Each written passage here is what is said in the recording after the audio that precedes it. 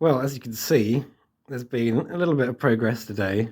The plan was to start putting the engine in, but I figured whilst we've got some space and the bike's nice and light, it'd be easier to get it up on some jack stands so that I can change things like the forks and the radiator, which you can see the radiator's pretty bashed up and it has got a very slight leak from down here where I guess part of the impact. The problem was that the steerer tube had essentially rust welded itself into the bearings. Like, this is a 2-year-old tube, and I know it doesn't look that bad, but this is after it's had quite a lot of heat and WD-40 and all sorts of other stuff all over it. And the bearings themselves, I mean, this kind of speaks for why it felt like there's a little bit of play in the steering. They barely move, so these were completely knackered. So I've got to order some of those, which is going to take 3 to 5 days. So the goal of riding up and down the garden today isn't looking like it's going to happen. This is the lower bearing, and it is also completely solid. Well, like, if you really squeeze it, you can just move it a tiny bit, but yeah, it's not really up to the job. I'm going to leave the top triple clamp on because then I don't have to drill out the bits that hold the ignition barrel on, and to be honest, it looks pretty straight anyway. I think the wonkiness was probably coming from a combination of the fork legs themselves and one of them being very low on oil and completely bottoming out, and also probably those bearings. You can see if we have a look up the tube, yeah, it's not very nice in there. It's going to all need a good clean up and re-greasing so that hopefully it'll go together fairly smoothly. I mean, at least the good news is I can get the radiator off and get that swapped whilst I'm here. And then I guess we'll just keep ploughing on. Also, these are the fork legs that came off, and I showed everyone before how sort of rubbish they are. Actually, I realised there's a whole bit snapped off at the back. This is where the front mudguard would normally attach to. I'm probably going to swap for a more off-roady type of mudguard anyway. But these ones are actually quite nice and clean. They've got all the bits to them. The through axle is quite nice versus the, wherever I put it, the through axle is in the front wheel at the moment. So yeah, you can see this one is also corroded, even though I greased it first time I took it out anyway. It's still not the best, but yes, here we are. Let's see how far we get on today. You can see I've cleaned up where I chopped off the bottom engine mounts just a little bit, just so that my bodge that I'm going to try and attempt later will hopefully go a bit more smoothly. But we will see what happens. Bye for now. And here's the new radiator versus the old radiator.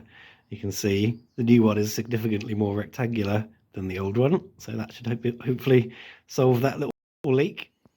And here's the new engine. Just finished doing the oil filter and changing the oil. The oil was pretty mucky, and I don't know, it was a bit thin, but maybe it was just the wrong grade or fairly new. Who knows? We'll find out. Either way, it's pretty much ready to start going back in the bike.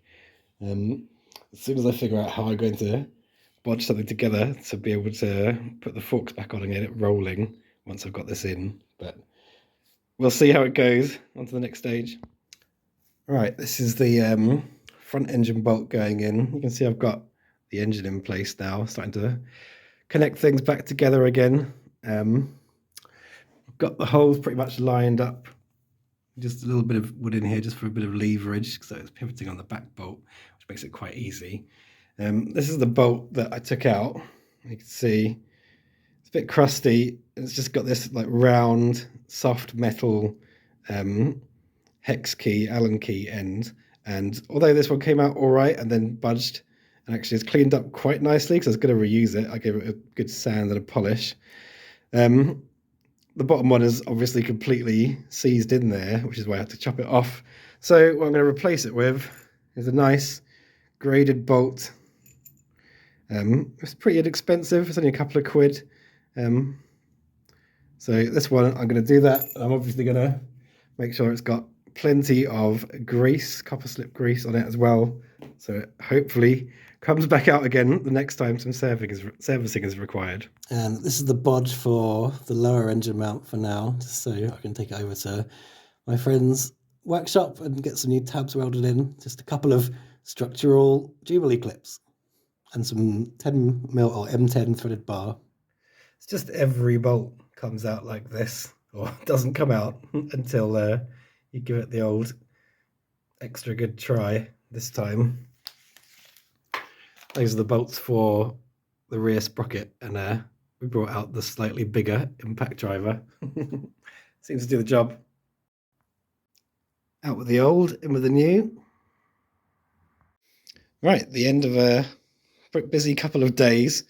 Haven't made quite as much progress as I'd hoped to, but at least it is now looking a little bit more bike shape. The thing that really stung me was the head bearings. I know I've probably shown them before, but yeah, they look like they've been stored in the sea. The top one didn't move at all. The bottom one moved after a bit of jiggery pokery, but none of them are good enough to go back on. So I've just packed the head tube out with some stuffing for the time being, just so I can get it in place so I can wheel the bike back to its house, because something else needs to go in this garage.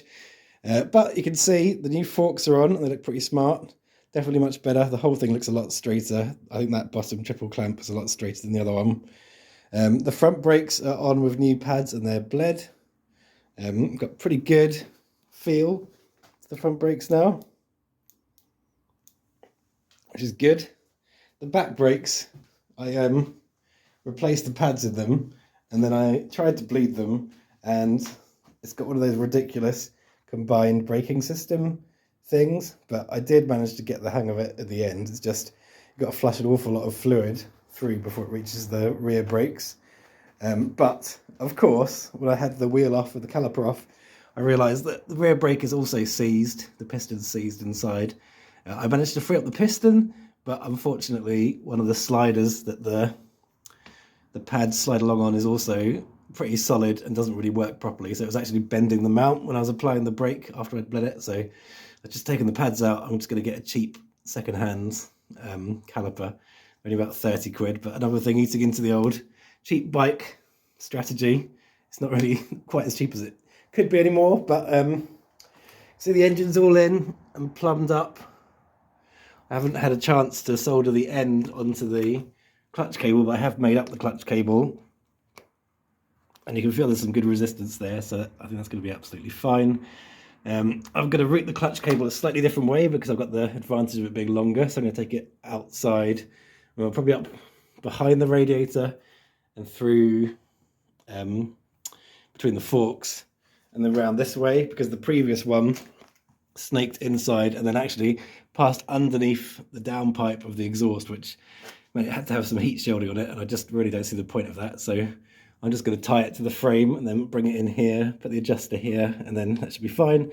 I've modified the nipple end that came with the generic clutch kit so that it now fits in this hole and will pull it fine. I've just got to solder it on. It's getting a bit late for setting fire to things and heating up tubs of solder and things like that for one day, so I thought I would quit while I'm ahead and leave that for now.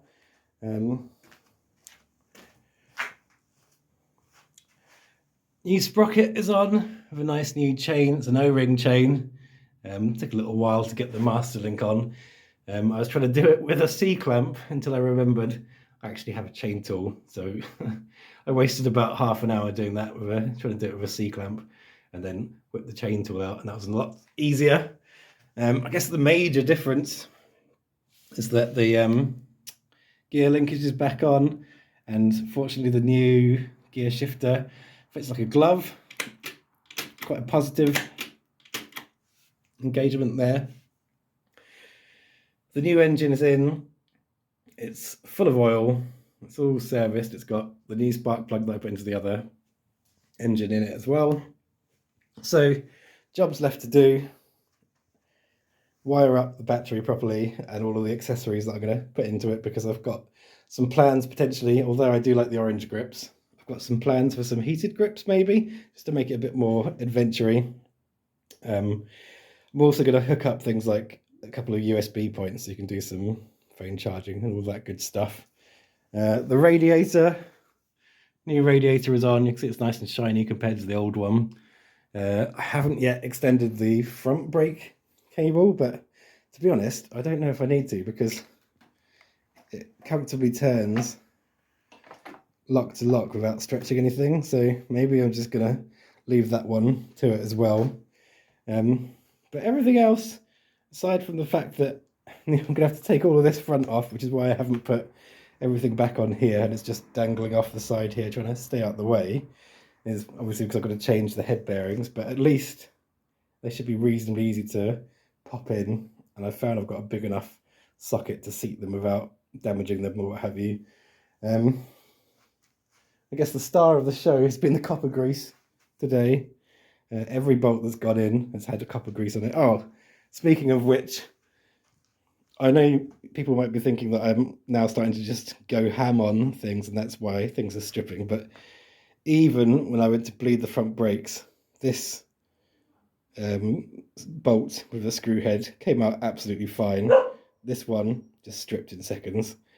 Even though I went really carefully and used the right size screwdriver bit on a little ratchet and was pressing down on it as hard as I possibly could, it still just rounded. So I had to drill that off. So now it's got a proper bolt in it. So that's going to hopefully be easier. Yeah, I think that's it for this weekend. I've got to get this space back and get on with normal life, but I'm hoping to have some time in the next week or two, in the evenings maybe, to just get this all finished off. In which case, I will catch you all then. Bye for now.